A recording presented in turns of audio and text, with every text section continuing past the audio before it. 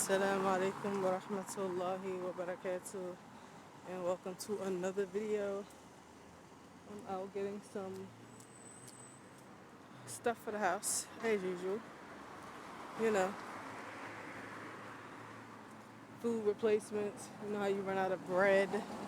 You know, your weekly staples: bread, milk, sugar, stuff like that. You need onions and garlic. You run out of food, the essentials, in order to cook the other food that you have in the house. So that's what I'm out doing. But I wanted to draw something to the attention of some of the women. The men are familiar with this issue because many of the Muslim men, even if it wasn't pertaining to Hijrah, they definitely have experienced what I'm about to talk about, and it is the issue of marriage. Marriage in the Muslim lands when it comes to, particularly when it comes to Hijrah though. So the brothers are well known for going overseas, whether that be Egypt, Morocco, mainly Morocco, and even some other African countries, to get married, and then they bring their wives back to whatever countries. Usually, I only know about the Americans, but I'm sure, you know, um, I'm not gonna say I'm sure, but I know about the Americans. I'll say that. In my community that I come from, that was normal. They went to Jordan, they went to, like I said, Egypt, even Sudan, or Somalia, or they met their wives while they were in Egypt, and then brought them back to the States. Because of course they weren't on Hijrah, so that makes sense. I mean, they went and got a wife and brought her back. And then you have brothers who wanted to make Hijrah, so they married the women in those lands so that they could stay, which is also smart. It's smart. They didn't go there for the woman, but they realized that getting stable in a particular country that you want to get stable in, marriage will help you in that. And all of the foreign men been on that for years. I mean, for decades. To the point that it grew a stigma that if a foreign man is looking at you, whether he's from an African country or an Arab country, they only want papers. Became a stigma. A woman would be in doubt that the man actually was interested in her because he was foreign, and they would think, oh, he only wants a green card. He only wants those papers. And a lot of the times it's true. They didn't have that fear for no reason. And many of the Muslim men from the Arab world, anyway, they have that mentality. Some don't, of course. Many don't. They want to be a part of the Western society. So best way to learn English is to get married. Best way to learn a country is to get married to the native women. And then you have those who, they don't have any interest in that. They're very cultural. They'll use the woman just for that because they know they have nothing in common with her. They don't like the way that the Western woman is. It's not something they're accustomed to. They don't want to, basically do any changing, like, accommodating one another. She learns from him, he learns from her. They don't like the way the Western woman is. So you have that type.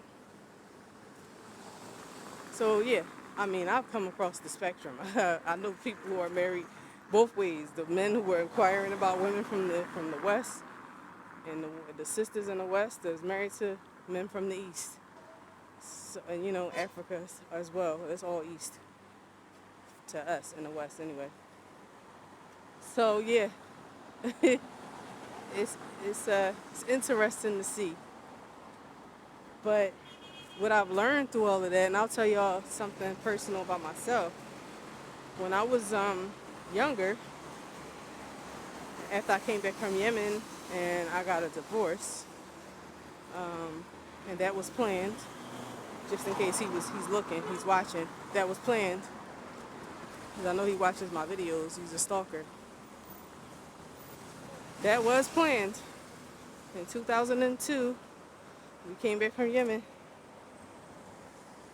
I put everything in place, and then I left. Once I had everything in order, I left. So, but I had in my mind that if I get remarried again, it's going to be an Arab. That's what I wanted.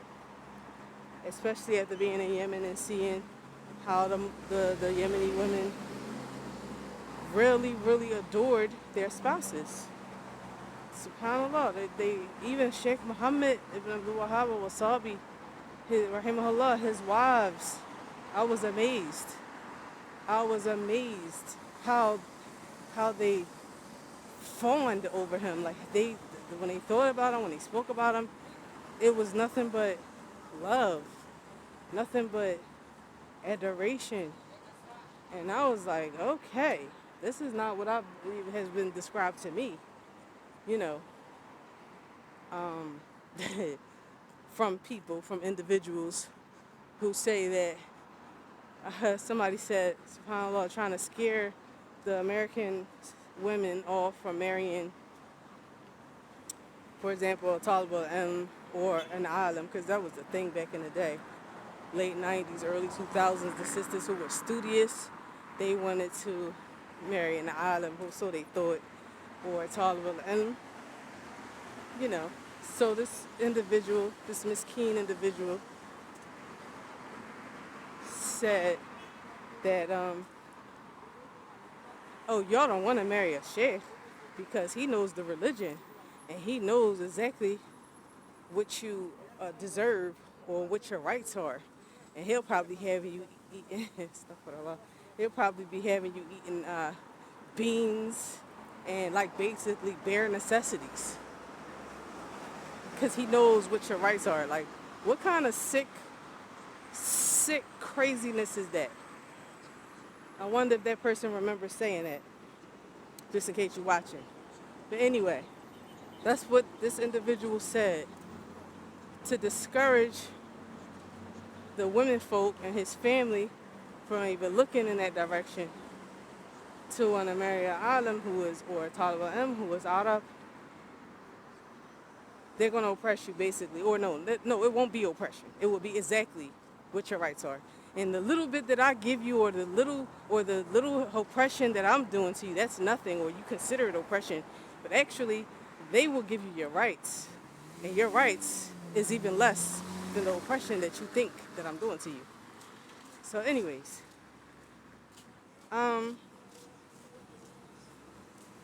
once I saw the women and how they were not oppressed, and how Sheikh Muhammad al-Wasabi بالذات بنفسه يتعامل مع زوجاته. When I saw how he was dealing with his wives, subhanallah, and how nice their homes were, I was also told that those men are going to have you living in a shack, because that's just your rights. They know your rights. So you only live in a shack, right? SubhanAllah, the Sheikh, how he had his wives living, Allahu Akbar. The decor, the furniture, beautiful. All of the gold that he bought him. And every time he came back from a trip where he was out giving lectures around Yemen or going to Saudi, he would come back with gifts. And they were so excited to receive him every time. Allahu Akbar. And I was like, Allah, look how Allah exposes the lies of people.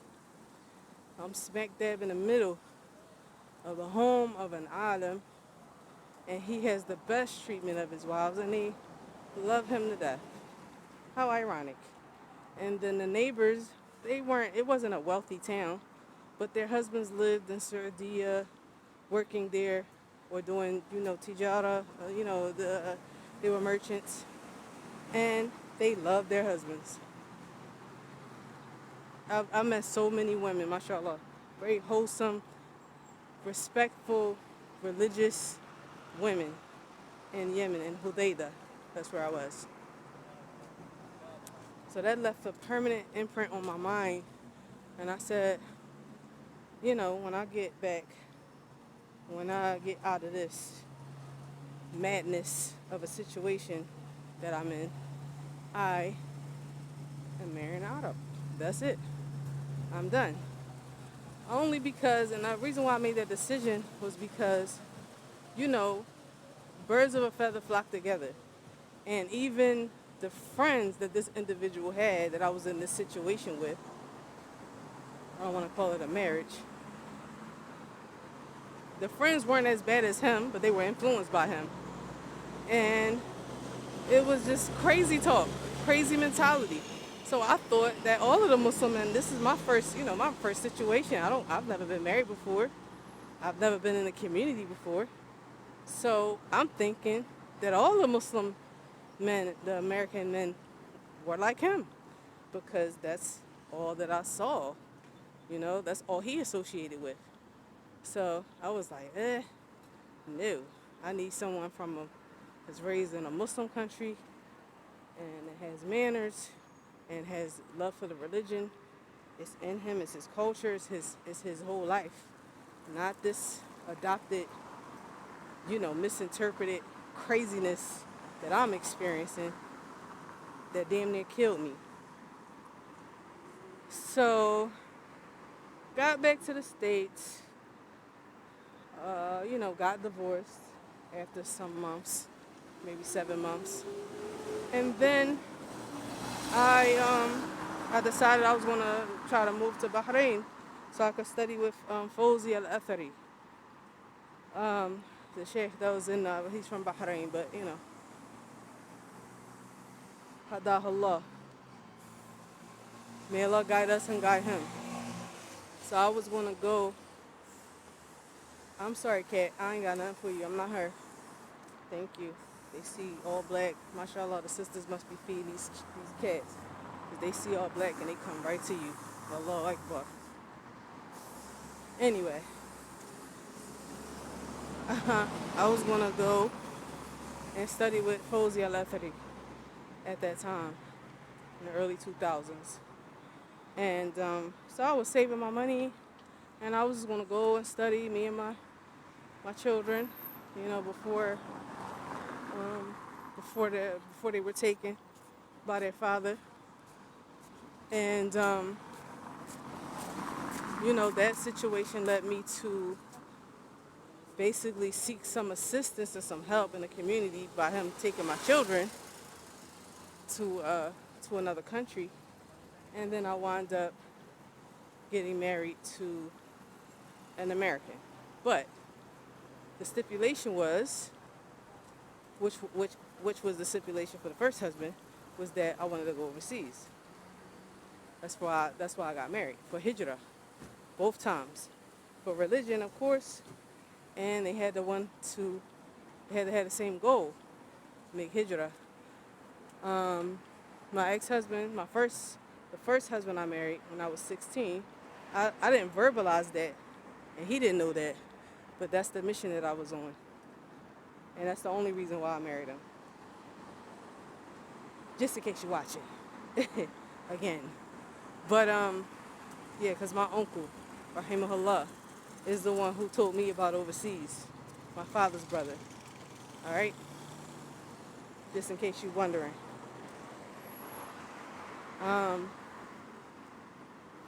So that didn't happen, I didn't get a chance to marry an Arab, and I think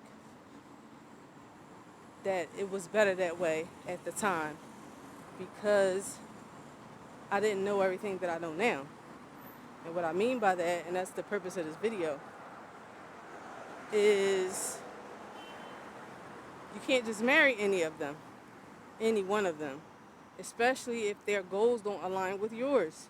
If they are dying to get to America so that they can do business, stay there and die, live there for the rest of their lives and die there, then that's a catastrophe. And I was all the only nationalities that were around me were Jordanians, Moroccans, Palestinians, um, Algerians.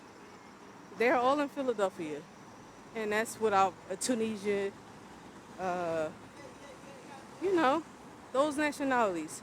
And you hear how they speak, you hear what their thoughts are. You know, I wasn't. I definitely would have made a mistake. I would have learned from it, but alhamdulillah, Allah saved me from basically wasted time. You know, figuring out, okay, this man's from overseas, maybe, marrying him is going to guarantee me overseas. No, absolutely not. They don't want to be in their countries. The ones that were in America, anyway. So, Allah saved me from that because it gave me time to actually learn the Arab more and narrow it down. So what characteristics I would like, what my conditions are, what that person has to be on. He has to be on the same page as I. Gave me a lot of time, actually, to learn them. That wasn't my intention while I was married, but just dealing with the Muslims, and now not, I'm basically open.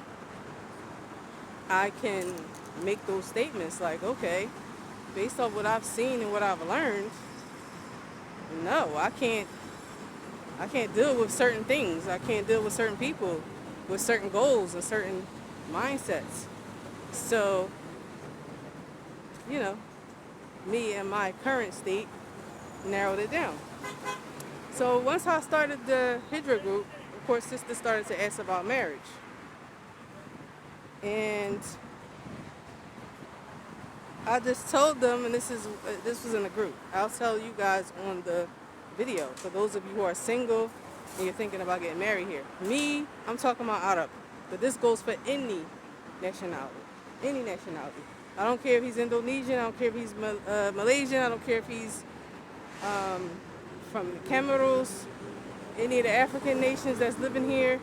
Anybody who you choose to marry that are living here and you want to marry them, be sure that he does not want to go to the States. Because that's hustling backwards.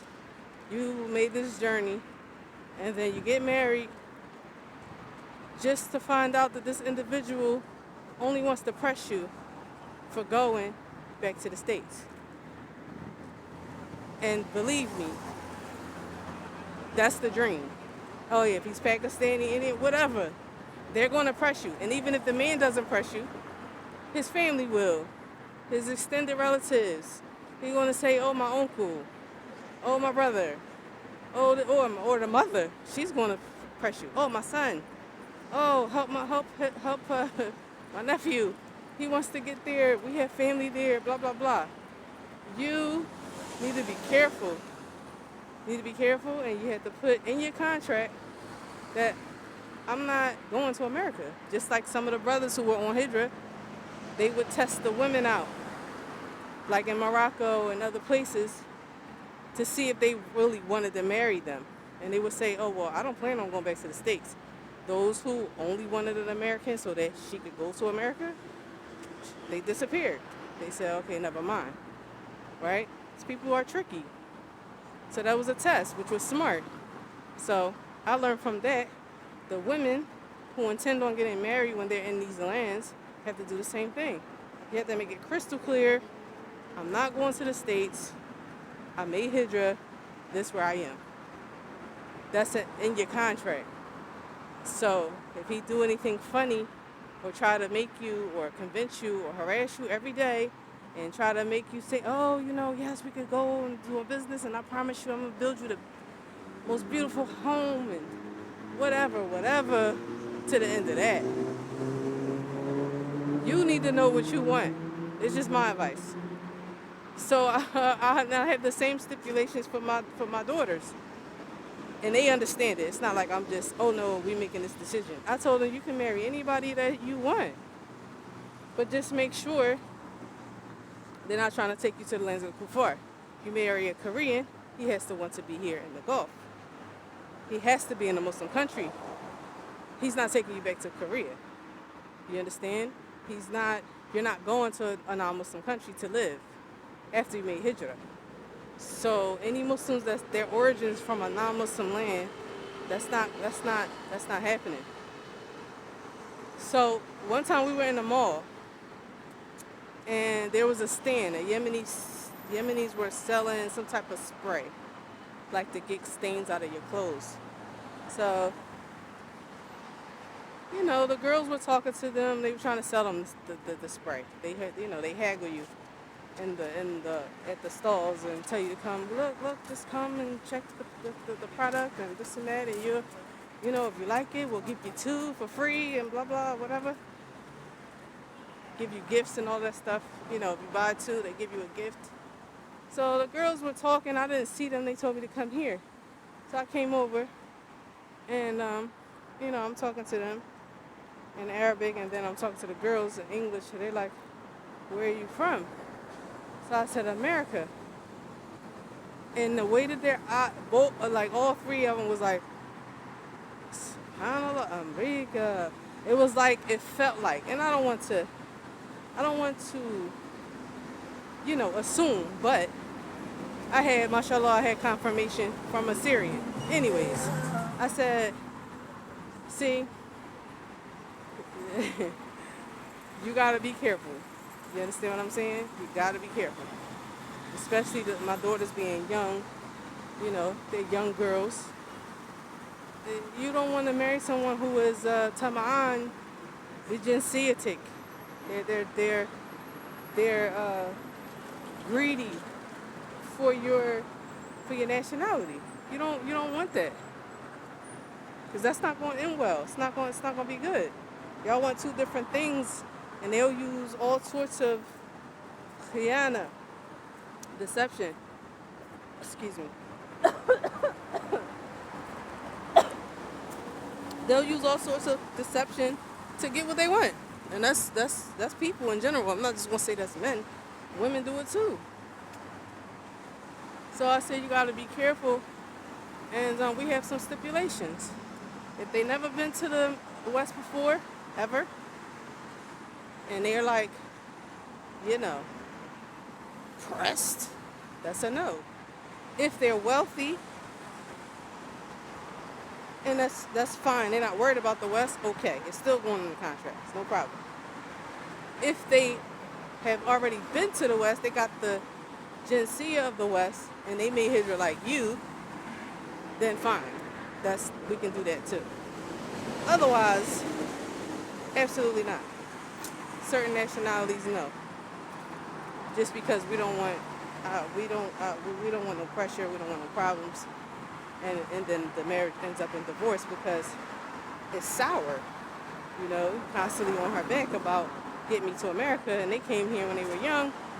They can't help you.